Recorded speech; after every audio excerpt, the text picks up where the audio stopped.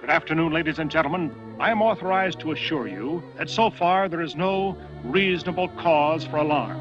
The rumors of invading armies and mass destruction are based on hysteria and are absolutely false. I repeat, these rumors are absolutely false.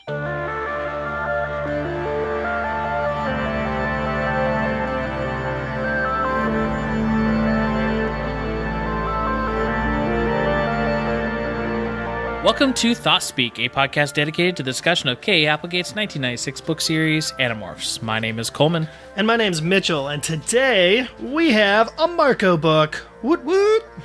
We've been waiting for one. We always look forward to Marco books. Yeah, I mean, they're great. They're just guaranteed to be a good time. Either that or, like, super dark and morose. Exactly. I mean, the last time we saw Marco, he was pushing his mom off a cliff, so... And who doesn't remember that great mother-son moment? Who knows what they are? It's very confusing. There's aliens involved, parasites, you know the drill. Right on. So that's why this time we're talking episode or book 35, The Proposal. Boy, I wonder what that could infer. Honestly, I did not think about what it actually ended up referencing. That didn't even cross my mind. Yeah, well, the most obvious one answer is exactly what I thought of. It was in reference to Marco's father, and that's really the bulk of this book's plot. And you know what? Going through this thing, I think it really harkened back to the beginning of the series when they just went on these kind of, random weekly missions. And they were wasn't dealing with a big conflict back home. Yeah, it wasn't like a big, earth-shattering event. It's just them kind of trying to bring down this one controller, like normal Animorph business, right? The things that go wrong with that. And for that reason, it really reminded me of an earlier book. Like, I think this book could have fit in at really any point in the series up till now. Like, that's the kind of adventure it felt to me. It feels Aside from having to, have all the Visor 1 stuff have happened already. Yeah, it feels like one of the ones that could have happened in, the teens, 11 through 19 of the series. Exactly. Just trying to find their footing, do an off mission, Marco's mom, oh no, that sort of thing. So, let's, the way we start out this thing is by usually talking about the covers, and I think that's a good place to start here.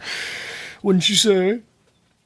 I do. And from this cover is how I always recognize this one. I didn't know the name of it, but I knew the cover with Marco turning into a poodle was derided and scorned by the general fan community. Oh yeah. This is not one of the strongest covers as far as the series is concerned here. We've got Marco just kind of standing there, half chilling, half grimacing, turning into a poodle. And it's dumb enough that it has to be a poodle, but it's also got the little bows in its hair, and it's in this pose where it's up on its hinders, begging. And the background are just these kind of normal looking clouds, but it's very bleak. It's I don't know. It's like I said, not a strong cover.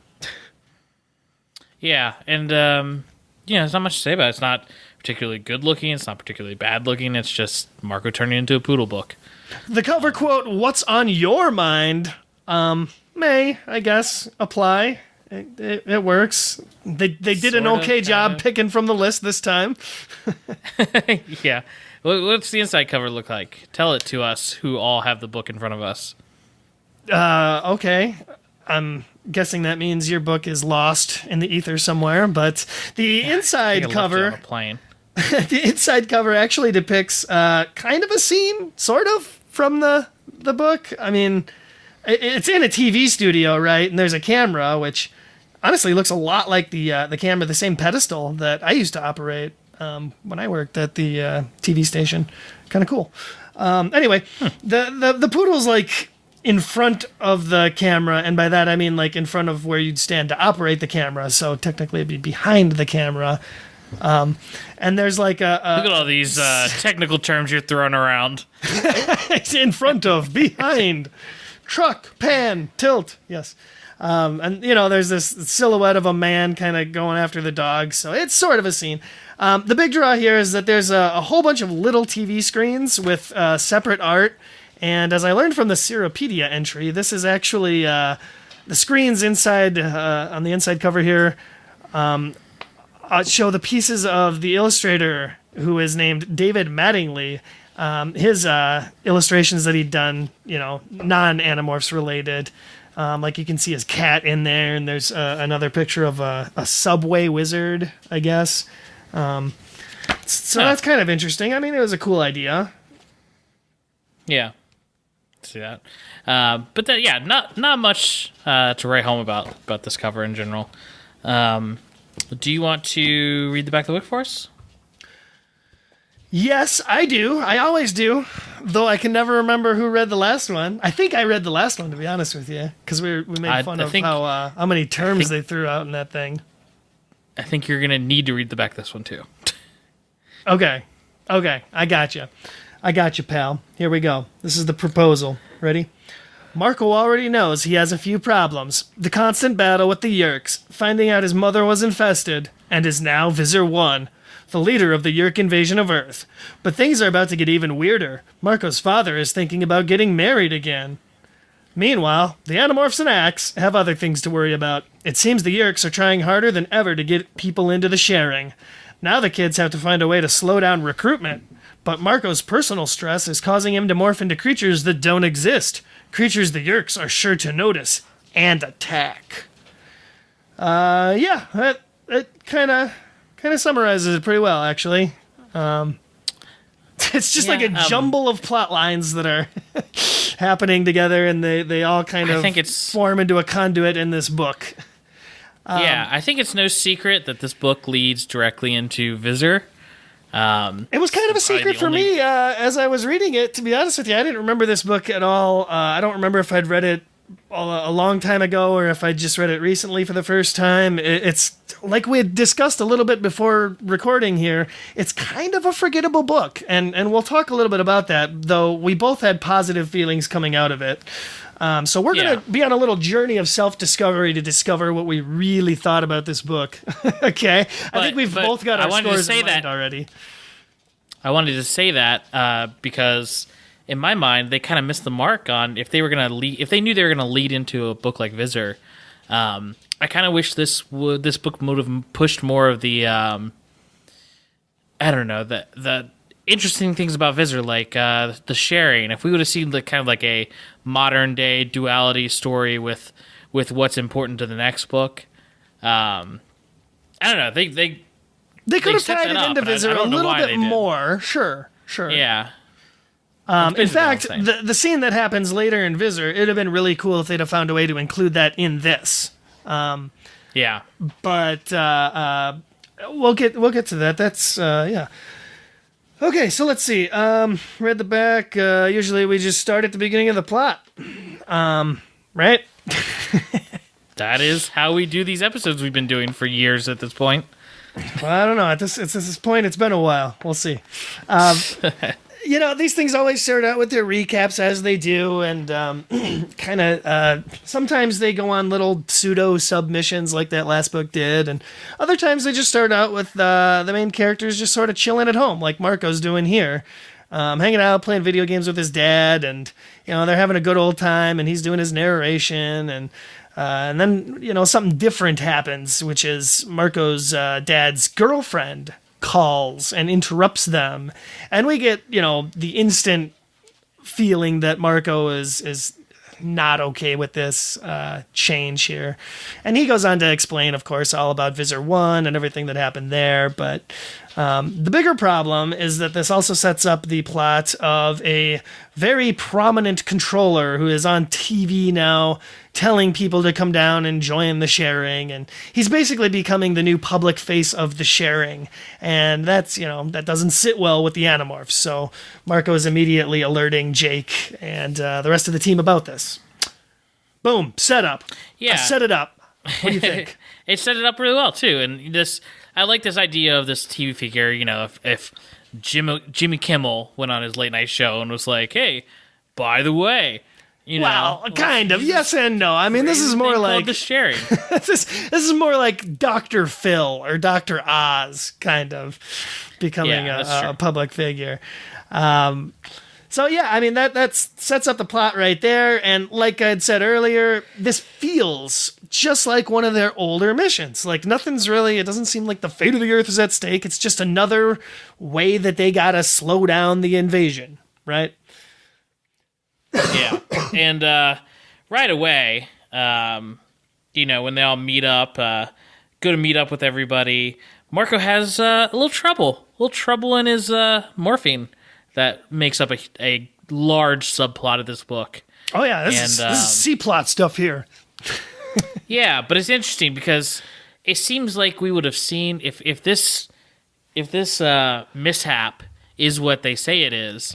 It seems like we would have already seen this happen with one of the other Animorphs. Yeah, exactly. I thought it felt a little odd that this comes up now at this so late in the game here.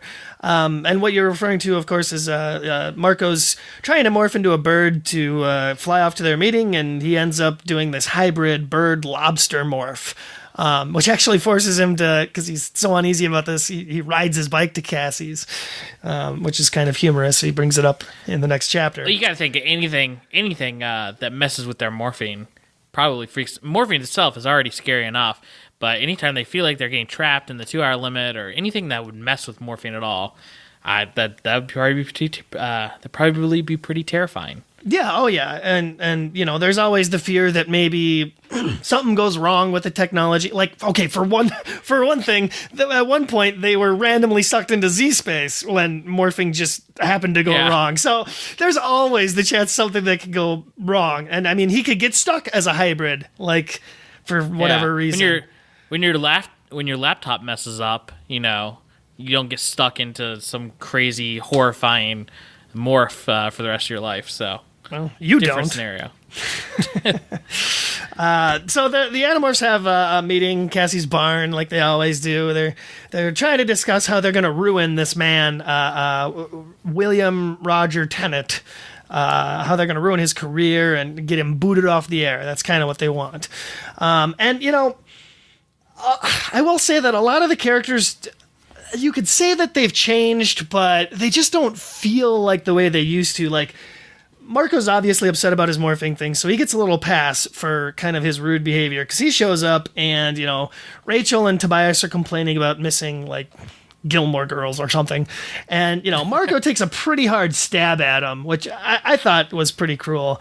He makes fun of him and says something like, oh, Rachel's eating something while Tobias is eating roadkill and watching Gilmore Girls. And, Rachel really takes offense to that and lashes out at him. And he even makes a point to say, like, oh, I probably went a little far on that one. But it's just one instance of the characters kind of being different. You know what I mean? Did you get that vibe when you were reading over this? Yeah. There's another point, too, where they're on a mission, and where they're on the mission, and Rachel says, get a grip, Marco, or I'm telling Jake to pull you off this mission right now. Like... Very, very un-Rachel like bow down to Jake as the leader, yeah. So, like, weird little instances like that I noticed. And, you could explain it away by saying, well, the kids are all on edge at this point, and they are changing. I think Jake himself really acts like, that advanced leader that he's becoming now in this book. I'll give you a good example of that later, too, during the mission. But little things like that kind of rub me the wrong way. Same thing with Cassie. I think Cassie shows a weird streak in this book too, where she kind of. Well, actually, I like Cassie's everything they do with Cassie in this. But I like when they make characters that don't interact often interact. And case in point here, is like you say, Cassie keeps coming to Marco and like trying to talk to him and walk him through this stuff because she sees him going through all this, and she's like the mother of the team, right? That's her role. So I actually dug that. I like seeing those characters interact. I think it's weird. It takes a turn later on in the book that we'll get to that I think is un-Cassie-like, but whatever. Sure. Oh yeah. I know what you mean. I think towards the end, yeah. And that's cool. There's a little bit of conflict there between Cassie and Jake and even Marco, and it's all very mixed. This book is a mixed bag, if anything. right? A bag of mixed Animorphs. that they themselves are mixed in hybrid morphs. Yeah. But yeah, like you said, Marco kind of tells a little bit of his problem to Cassie with his dad and him starting to date again. She gives him some life lessons, and yeah, they're scoping out the controller Tenet, and they're like just flying around in bird morph. They'd been surveilling him for like 3 days, and this was the first opportunity that Cassie takes to talk to Marco about his daddy drama, his home life drama. And not much they can do with that this early in the book, but it sets the tone for what's later to come. Sure, and then the next scene is kind of like, again, I felt like it was a callback to the olden days where they're like, okay, we have to acquire a new morph. It's Cockatiel, because Tenet's a Cockatiel man, and break in to a place. And that's what they do. They acquire these Cockatiels and steal away, hide out inside of his house, and fly around and observe him for a little bit. And it leads to kind of another sort of action-y-esque scene, I would say. Yeah, small scale. It's an action scene. Yeah. And it's like the mid-book action scene to kind of break up the story, because at this point it's just a lot of talking, right? Yeah, I think this does call back to what you're saying, like how this feels like an earlier book, because the first mission they go on in this book is recon, basically, and it's very small scale. They're just going into a guy's house. It's not, death-defying. They probably won't get killed on this mission, but they're intruding somewhere, and they feel like kids doing that, and I thought it was interesting, and like you said, a callback to the old ones. Yeah, and they're spying on him, and Rachel is even so bold that she like lands on his head, and while they're watching him, he conveniently gets a call from Visor 3. And then this, causes Marco he starts losing control of his morph, and like, not like demorphing or anything, but just like he squeaks. He's a Cockatiel. He starts squeaking like they do. And then he poops on Tenet's desk. And this really pisses him off. And he's not going to kill him or anything until Visor 3 is like, kill him. So he goes about doing that, and this is how the mission goes bad. So Marco's, in a little Cockatiel morph getting choked. Yeah, and it's this guy's supposed to be a pacifist. He's an animal rights activist, all this stuff, and so having his Yerk just trying to kill this bird is a funny turn on that. Sure, and that's like really the crux of this mission idea, is that he's such a well-renowned pacifist and animal lover that they want to show him explicitly being bad to animals, and they think that's what's going to ruin his career. So they get out of this mess when Rachel kind of intervenes and saves Marco by swooping in and taking Tenet's toupee, which he apparently wears. And then everybody comes in battle morphs, and it's very, battle-y for a little bit. And Marco's about to join the fight when he wants to go gorilla, but again, he does this hybrid morph, making a gorilla trout. Yeah. So he's not really able to do it, and everybody bails, and, he demorphs and bails with them as well. And this is the point, though, when they figure out something's going on with him, because Tobias and others see his bizarre morph, and then after the mission, they give him a real strong, stern talking to about his problems. Well, as they should. I mean, you agree that there is nothing, like no reason why he shouldn't have told them that something was wrong with his morphine, right? Sure, like but at Marco's that point, it had only pride. happened once. And I mean, he very well could have been like, oh, hey guys, by the way, on the way to Morph here, or I didn't do it quite right. That's why I rode my bike. But he's afraid of getting pulled from the missions. Well, yeah, the book plays it off that he's afraid to be pulled from a mission, which is, I think, right there is very un-Marco-like. And also, just it's kind of like a pride thing. It's like, well, I can handle it. I'll get this under control. And it's like, I don't know. It just seems like anything like this that would endanger a mission. Marco, being one of the very logical, realist members of the Animorphs, he could die if something goes wrong on a mission. They all know that. So why risk it? Exactly. Well, and, I think he doesn't want to be removed from the mission, and he just wants to ignore. He doesn't want to confront the fact that it's his home situation that's causing him this stress. He wants to ignore that home situation and not think about it and just escape from it and have everything work out, which we know can't happen. So I think it was really cool, though, that they even called back to when everybody's giving Marco shit about this. Rachel specifically jumps down his throat about it, and he brings up, you lied to us one time about the crocodile fiasco, which, of course, was like book 12. So that was a cool callback. It's nice that we're, blending in a little bit of the continuity. Not every book necessarily has callbacks like that. So good on ya. And then there's this weird sub chapter where, Marco goes home after the meeting and he sees a car in his driveway and the garage door is open. So he immediately suspects that Yerks are attacking, which I guess is very realistic. Okay. They got to be very paranoid, these kids now. And any little alterations like this would be normal, right? But, I just don't get why it wouldn't enter his mind that, of course, that's his dad's new girlfriend come over, which is what happened. But I guess, at this point, any point in the book, does he ever question whether she's a Yerk or not? He brings it up. He does bring it up very briefly in the beginning. He says they had the team.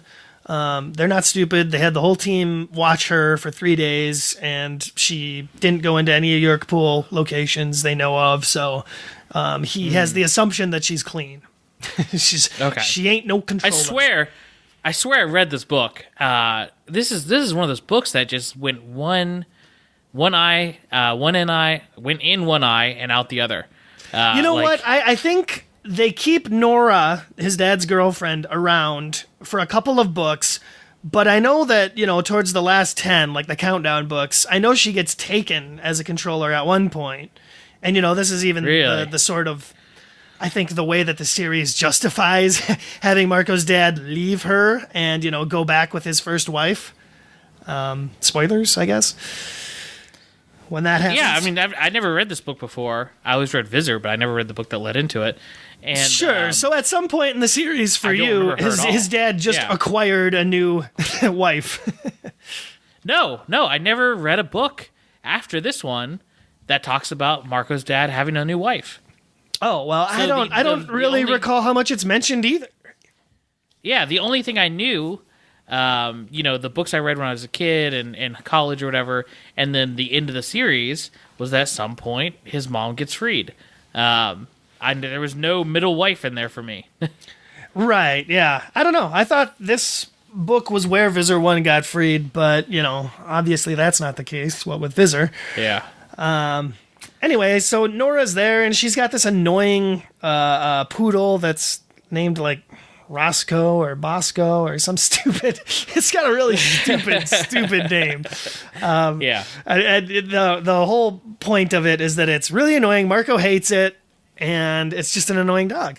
He does acquire it, though, as he encounters it this time because it's so annoying. That acquiring puts it into a trance.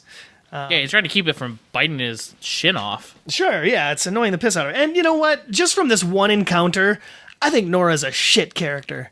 I know they probably just had to be very brief in writing her, but the whole way this scene goes down when Marco comes in and his dad and Nora are there snuggling on the couch or whatever, and just their whole interaction is not a very strong interaction from Nora's characterization. It doesn't seem like they're incredibly concerned with building up her character at all. No, not at all. And the fact that her dog is all over Marco, attacking, biting his legs and stuff, and she's just oh, knock it off, or something.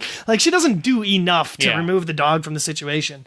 But I can understand why they'd want to skip over that. It's the least important part, probably.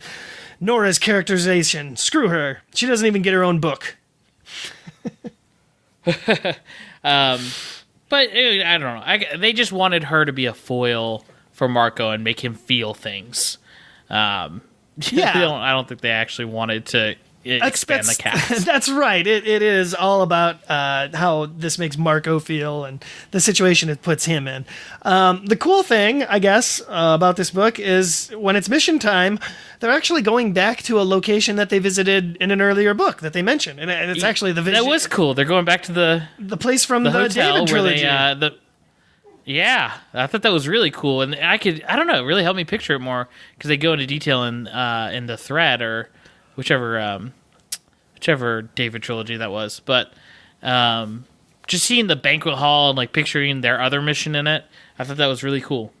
Yeah, it was interesting, and it's definitely a very, very different style mission that they're on here this time, because it's this big banquet event where Tenet is being honored for something, and another big band there is there, and this really dates this book, because if you're a modern day reader just discovering this, you're probably like, who the heck is Hanson?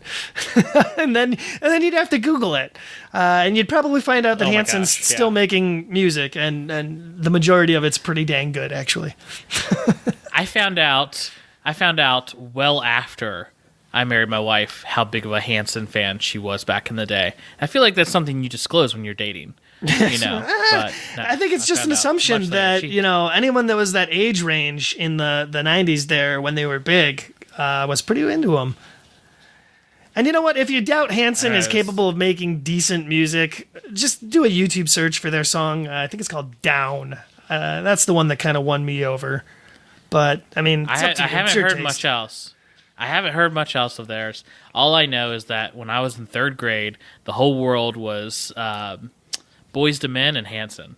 The entire rest of the classroom. Sure. So, well, either way, my friend, Hanson gets to play a nice cameo in this book. I wonder if they were consulted about that. Do you think? No. That would be a good episode, or that would be a good question to ask Michael Grant or K.A. when we get them in another interview the next time. I think they were fast and loose with the pop culture references. I don't think they reached out to anybody. Yeah, but you know what? Hanson is almost like a character in the book, because they're first of all, they're in the book, barely, and they have dialogue. It's true. Maybe they were fans and they wrote in and were like, "Hey, we'd love to be in a book." It's possible. But see, we gotta ask them. We gotta ask them next time. we need to get Hanson on the podcast. There you Guest go. Interview. Hanson, talk to us about your Animorphs experience. I saw a cover once. We have a new CD out. That's what we were here for. Well, how many of the songs are about Animorphs and morphing? Only one. Tell us about animals, Hanson.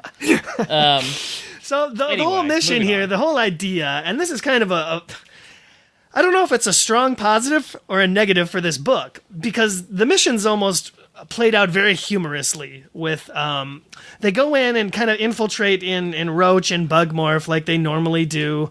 They form the dumbest plan ever, I think, to basically put some of the Animorphs as roaches and bugs in his salad and deliver it to Tenet. So I don't know what, he'll see the bugs and freak out and then his reputation's ruined. I don't know. That's what they expect to happen, and that's the plan. And I think this is a very weird, I don't know if it's just the current climate we live in as far as like celebrities and stuff, but it's very weird to me that any of this stuff would ruin a celebrity's on-air personality. No, yeah, and you make kicked off or anything. Exactly, you make such a good point that by I'm sure the late 90s, early 2000s standards, like seeing a celebrity freak out in public might be detrimental to their career. Nowadays, I think it would give them a boost in popularity. Yeah, now it's good TV. Oh yeah, it'd be a completely different thing modern day now, and that's really interesting. It's another way this series kind of ages unexpectedly. Yeah, they didn't realize how dark and horrifying the world was about to get. Right? I know. They could make this plot so much more terrifying now if they just moved it into present days. So, we got Marco kind of hamming it up here in this situation as he incapacitates a busboy and takes a outfit to kind of blend in and try and deliver the salad to Tenet himself. And he wants to go. He gets the salad to where he thinks it's going to be delivered to Tenet, and then he goes off to kind of morph into a spider, because the second plot, or the point of this mission, is that he's going to also lower himself down onto Tenet's salad from above or something as a spider. It doesn't work out. None of his plans are great. Yeah. No, it's very nonsensical when you really start to talk about it. But he tries morphing into a spider and ends up a spider-skunk hybrid.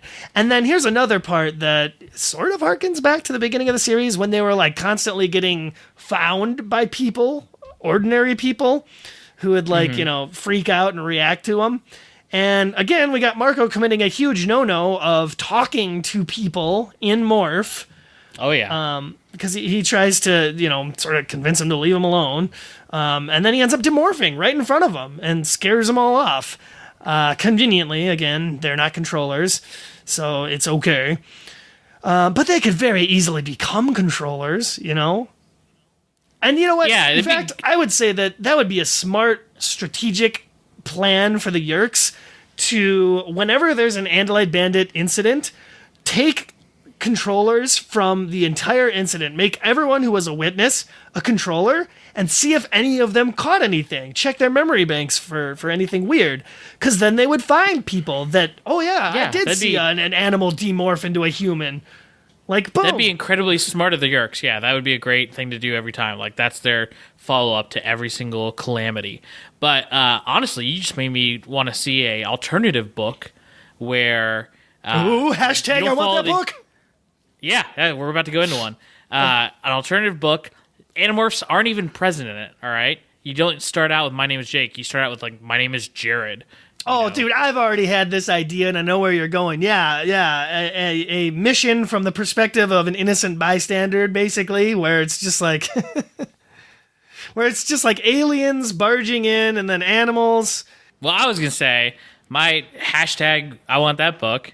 Well, you'd have a character you don't know, start out the book from his perspective, and he's someone who gets, pulled into the sharing, or he gets involuntarily taken by the Yeerks and turns into a Yeerk, and they get some huge chunk of information about the Animorphs from him.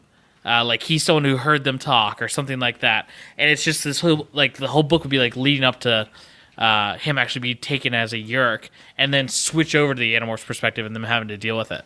Something like that. They could have played with the styles of these books so much. Okay, even better. You've given me an idea. Okay, it's basically what you said. It's a person who is just an innocent bystander who the Yeerks have taken hostage.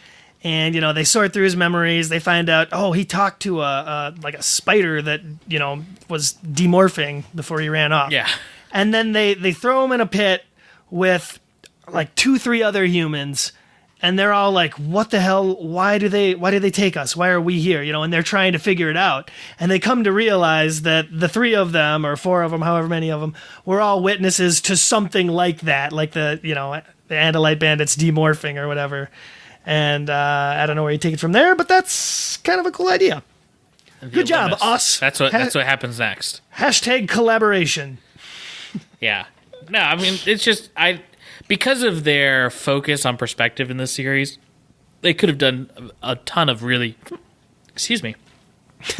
They could have done a lot of really original scripts and messing with the format. But, and they did a couple times. It's not like they're not doing that. But I would like to see Animorphs propelled to the height of popularity as Star Wars and Star Trek, so that other authors could be invited into the franchise to sort of write their own scenarios, and then we'd get to see a lot more of these little side stories that would be really super interesting. So the plot obviously goes awry when. The salad with the Animorphs in it is supposed to go to Tenet, instead goes to Hansen. And like I said, they get a little bit of page time here devoted to Hansen, kind of having their freak out. And it doesn't really shake Tenet, and for some reason the mission's not directly over here. they've got one more chance to kind of freak out Tenet, and they send in Axe in human morph, which is like just a horrible idea. And it's so funny. I really appreciated this part of the book where Marco and Axe are, both part of the banquet acting as busboys. And Marco is unfortunately coerced into like doing kitchen tasks for this head chef guy, and he gets locked out of the building, and he can hear like the whole team talking about the mission through Thoughtspeak, and Axe is like obviously causing a freak out, but because he's been ordered to clear the humans' plates, which he interprets as eating the food off of it. And so Marco's like locked out in a back alley, like no, I gotta get back in there, and he's like desperately trying to get back in and stop Axe. That's probably the most enjoyable part of this book, really. Because it was well written, that part. The mission doesn't go too well from there. He finds Axe, and there's kind of a humorous scene where they're like, well, screw this, we're not busboys anymore, and they sit down at Tenet's table, and Marco makes Axe sit on his lap. He like pulls him down in his lap. He's like, it's okay, we're close. Yeah, no, the whole ending part of that scene was the best part of the mission. I mean, Hanson aside, I like how it wrapped up and moved on. And then we got... But there's such a dumb element to this plot here, this mission here, where the rest of the Animorphs decide, okay, this time we're going to go flee and get ourselves onto Tenet's head and just like bite him and really irritate him and make him itch. And Tenet gets up on stage and gives a speech, and he's mildly itchy and discomfortable, but that's really the base of it. That's they're not able to accomplish what they needed to here. I don't. It's almost like the Animorphs have reverted back to their former selves, like right after they got their powers, and they were still thinking like kids, because they're coming up with these wacky ideas that shouldn't work by anyone's standard. And I think they're much more evolved at this point as strategists and as warriors. And I don't know why they're trying these wacky hijinks on this guy. Yeah, exactly. And there's a moment where Jake is the overbearing almost leader, where it seems like Marco and Axe are kind of goofing off, and he's like, okay, everybody pull together. We gotta get serious on this. Like he's a lot more no nonsense now, whereas he used to maybe throw in a casual joke every now and again on a mission. Yeah. So with this mission failing horribly and the team not really knowing what to do, and with us moving into, the almost end of the third act of this book, we've got no resolution. But what we do get is another Cassie coming over to talk to Marco scene. And this one lasts for quite a while, actually. It's just, I like it. I like that one of the Animorphs cares enough to approach him completely on her own and talk to him about his troubles. Like, that's something they all need to be doing for each other. I'm sure that Rachel and Tobias, they have each other. They can talk about things like this together.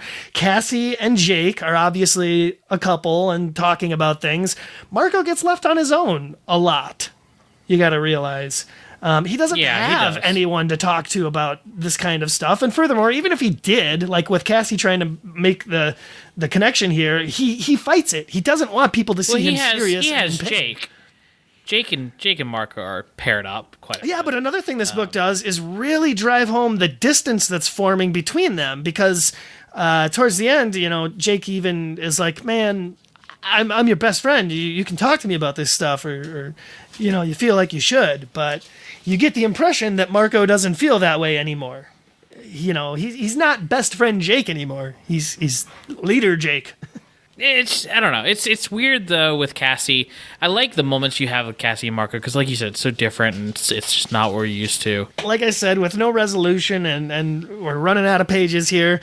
I like that the team is just like, okay, screw it. You know what? We tried doing the sneaky infiltration method to ruin his career. Now we're just going to send Marco in Poodle Morph and just annoy the crap out of Tenet every opportunity we get. So they basically stalk him for like the next 3 days. Marco mentions how he's been chasing Tenet around every time he goes running in his Poodle Morph for like 3 days. Well, he only tells them that because this is the part that I thought was weird. Cassie tells on him. She tells the other Animorphs the problems he's been having at home. it's just a quick blurb or whatever. But it's they're trying to figure out what's going on with the morphs and if Marco is still safe to do anything or whatever. And you have a moment where Cassie like reveals his personal secrets to everybody. I thought it was just very un-Cassie like. Sure, that's true, but at the same time, I mean, she does argue for what she considers the good. So I think she just feels like this is an overlooked situation that is going to go bad if she doesn't specifically do something and bring it up. So I can understand where she's coming at from this. Okay, so like we said, he's still having these morphing problems, but they haven't pulled him off missions yet. They're still letting, Poodle Marco go terrorize Tenet. And at home, the drama situation is just unfolding more with Marco's dad trying to tell Marco, that he wants to marry Nora and he wants Marco to be okay with it. And Marco's just not ready for it yet, so he walks out on him. And then we move into like the final phase of the mission of this book. Well, you glossed over that. There was a pretty big fight between Marco and his dad. Yeah, okay. Well, what do you want to know about it? What do we want to tell people about it? I don't need to know anything about it. It's one of the... My job, Coleman, is to summarize and inform, and yours is to delve deep into the meaning and look for things to understand. What did I miss? Is my summary not... You didn't miss anything. I'm gonna broaden. That's not even a word. Embiggen.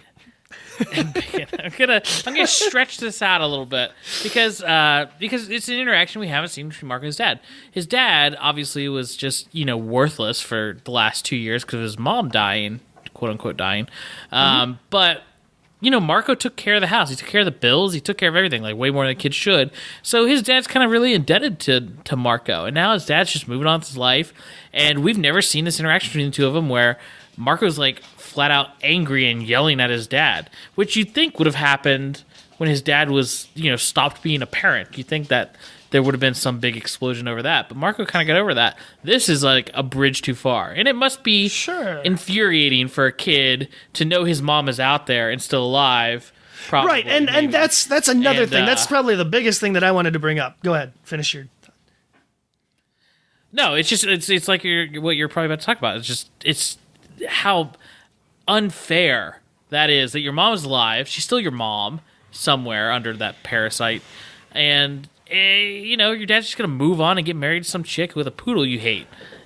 Right, yeah. And if it weren't for that fact that Marco's mom is still actually alive and he knows about it and has hope for one day, rejoining his family together, if not for that, his reaction, I think, would be very childish and over the top about his dad wanting to remarry. Which that's great. That's really cool, actually. That from his dad's perspective, he is a normal kid who's just mad that his dad's moving on. Yeah, exactly. His dad's none the wiser.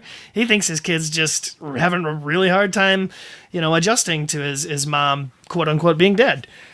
And he is technically right, Jake's dad. They both do need to move on from his mother's death. And in the case of his dad, he definitely needs to, find new love or something to preoccupy him and make him happy. Marco's case is very different. Yeah. In his case, he needs to go terrorize a man in the body of a poodle.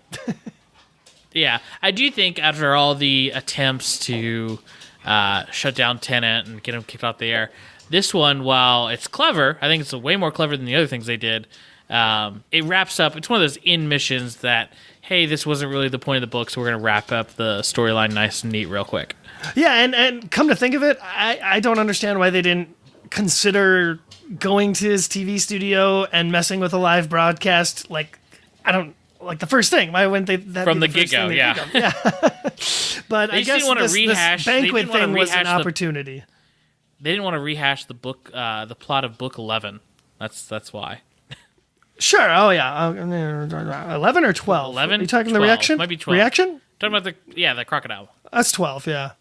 Okay. That's one I think I've pretty well committed to memory. The first 12 books or so, I know numbers pretty well.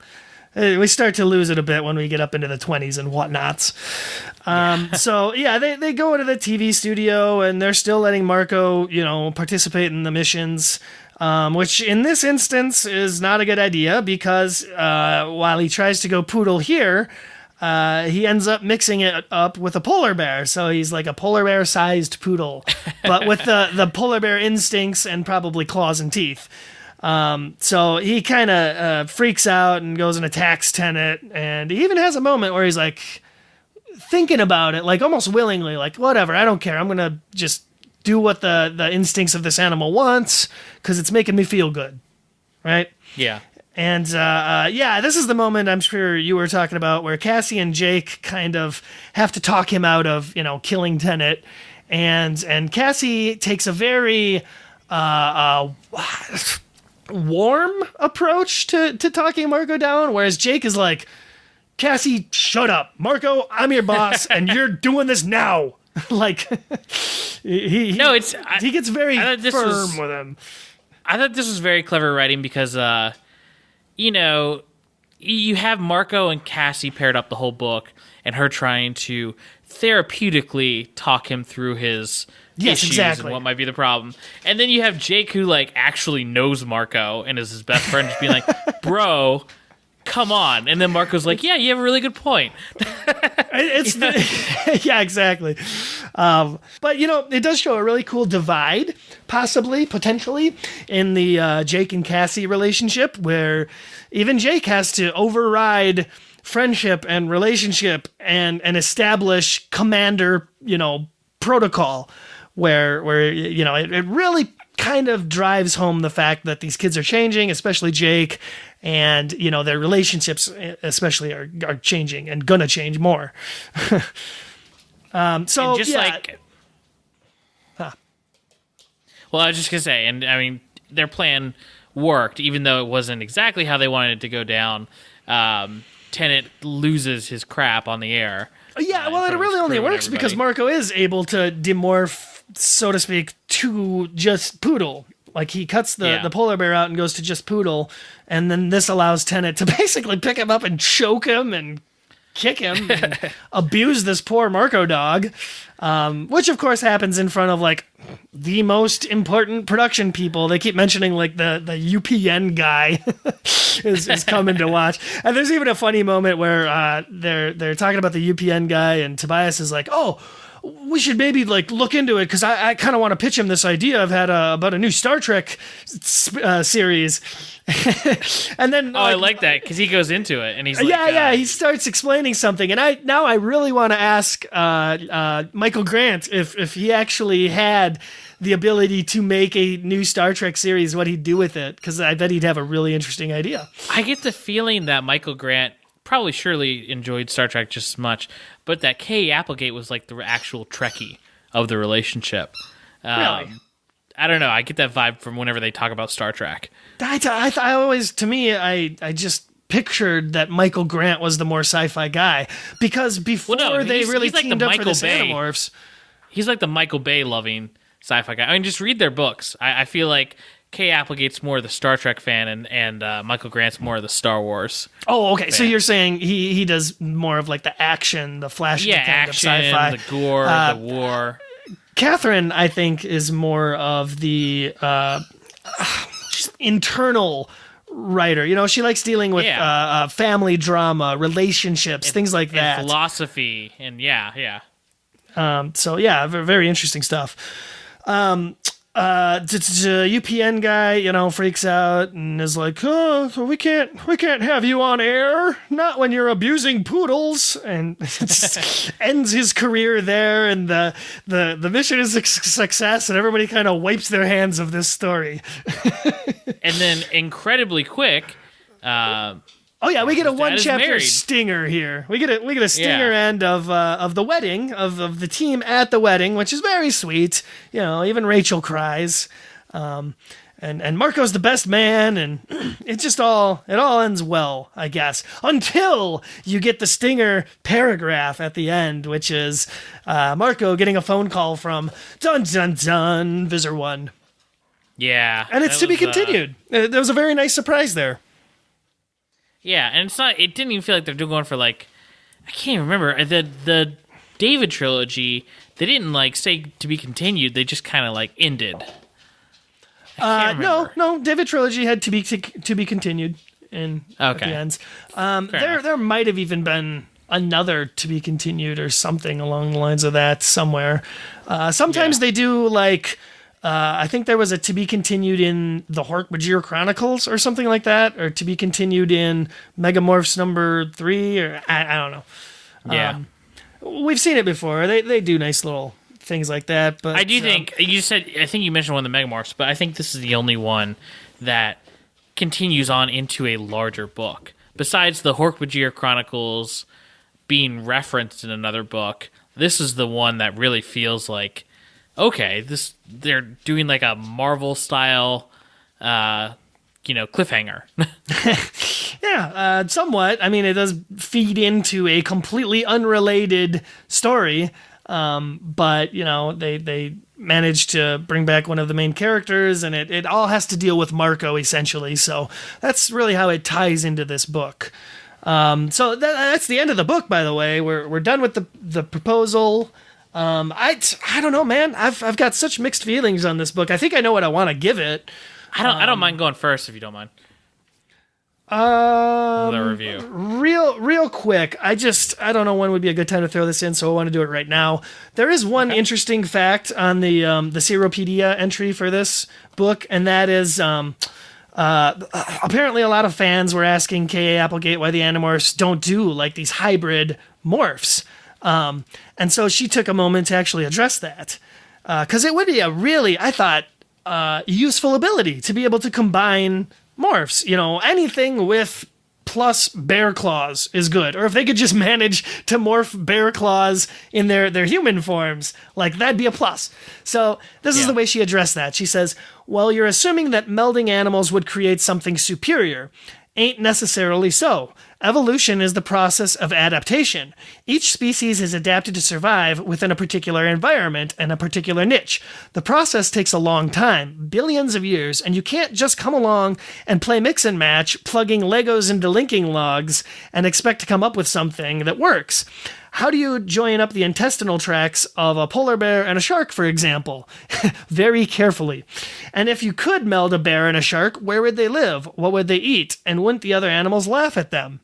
That's her explanation. And it's just a very simple way of saying, the hybrid morphs don't work because internally it just doesn't work out. Then it's not a viable creation, not a viable species, right? So, and yet they did hybrid morphs in this book, and I don't think he at any point said, "Oh, my esophagus isn't matched up to mine." Sure. Oh, my intestinal tract isn't coming out my sphincter; it's sticking out my armpit. Body parts would figure it out a way. I don't know. They could have. It's the idea of hybrid morphs is not any wackier than they went into a lot of these storylines. Well, you know what would have really driven the point home for that is if when he did one of these hybrid morphs, it wasn't just like, oh no, I'm in the wrong morph kind of freak out. If it physically caused him horrible agony and pain, and that was the main problem with it. Like as soon as he morphed into that, he started dying. That would really have driven the point home. But instead, you got him as a spider skunk kind of zipping around on the floor, talking to people, and you just didn't really feel that. So I want to hear your review, and that's the end of that tangent. Unless you had more to say on it. No. I thought that was good. You wrapped it up nicely. Anyway, this book, I came away from it really liking a lot of the elements, really liking the concepts. I like what they did with Marco. I like the idea of him interacting with his dad in a meaningful way. But, I really didn't think too much about it afterwards, and spent about a week from reading it to this episode and forgot a lot of that plot. And I don't mean I had a lot on my mind or too much was going on.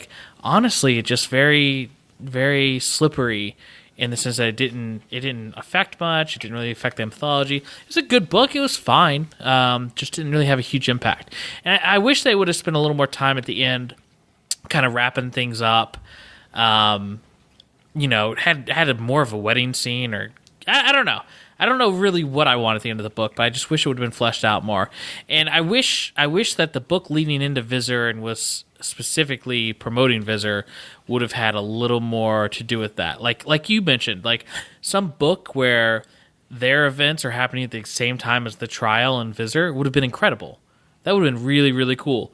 But we don't get any of that. So it's a good book. I don't think people should skip it. I think it's a nice little Marco book. And obviously you need to know that his dad gets married, because that might factor into books in the next next 10 or 12 books before she gets taken or whatever. But anyway, fine book, pretty good. I'm going to give it 3 out of 5 poodles. Right middle of the road. Okay. There you go. I think you actually said it quite well, and for that reason, my review will probably be kept short. Like you, I feel like this is a solid 3 out of 5 cockatiels book, because nice. it's got so much that really reminds me of the core elements of this series, right? Like we've said, it feels like it could fit in almost anywhere in the series. It's got that really old school reconnaissance mission vibe to it. Not really strong characterization of villains. I mean, there's no Visor 3 or even Visor 1 in this book. And like you said, it might have benefited from a little Visor 1. Definitely happy that there wasn't much Visor 3 in this. It's just got a lot of the stuff that I like.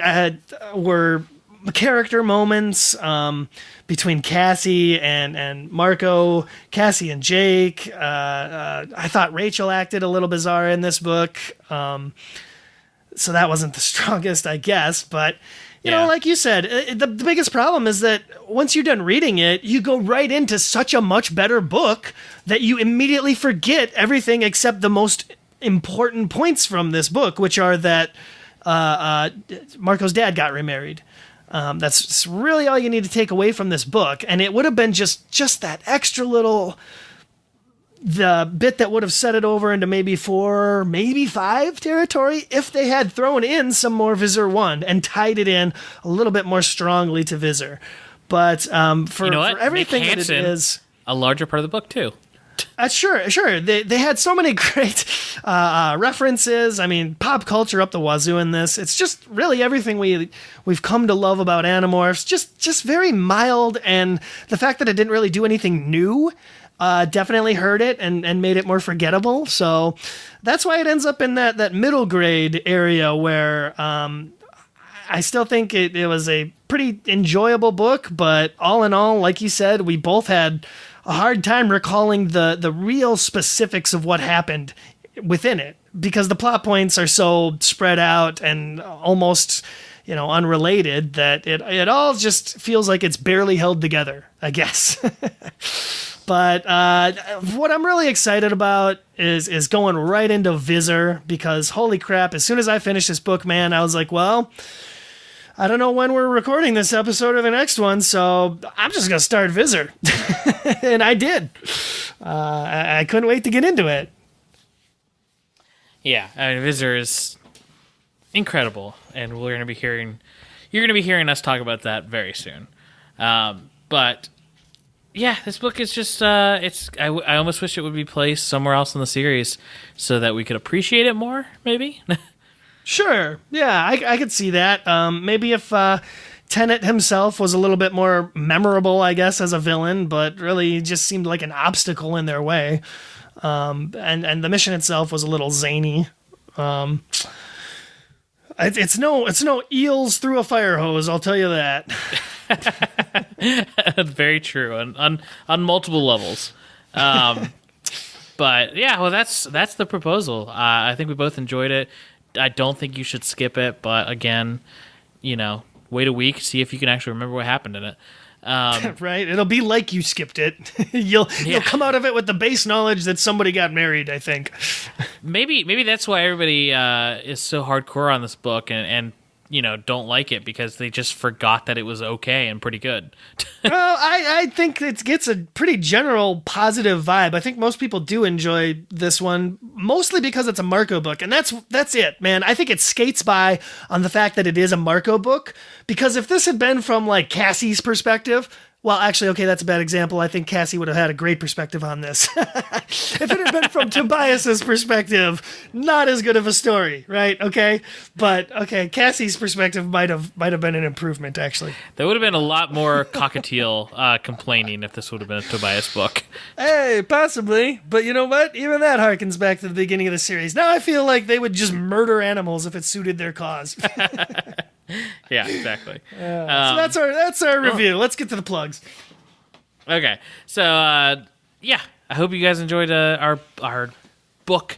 30. Would you say 35? Is that what this? 35. That's what we're on. 35. Yeah, book 35, the proposal. Hope you enjoyed us talking about it.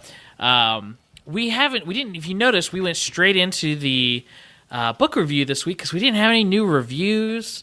No shout-outs on our email, thoughtspeakcast@gmail.com, and no reviews on itunes.com.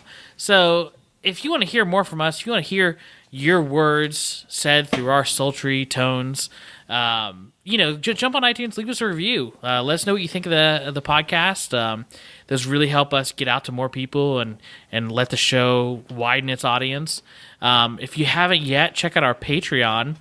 Yeah, you know what? Hey, I really got to mention here that we made a serious blunder in forgetting to go into our Patreon subscribers and thank them all at the beginning. So what we're actually going to do is do that now that you bring it up, because Patreon is a huge, huge, huge part of why this podcast exists and is able to go on and go strong because of great patrons that support us monetarily.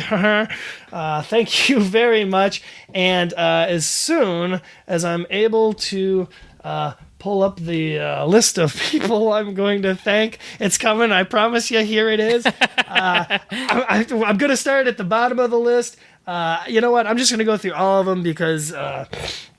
there's so many. Okay, so thank you very much to Spencer, Jack Hunter, Ben Freeman, Jennifer Baker, James Miola, Tim Aheen, Kendra, Kevin Koslowski, Graith, Tony Pazek, Noah Troutman, Dan Zander, Danielle Martinoli, Nita Labrada Gaffaro, Michael Blemick, Sorrent Joyce, and one of our newest subscribers, the mysterious Mr. Sundown.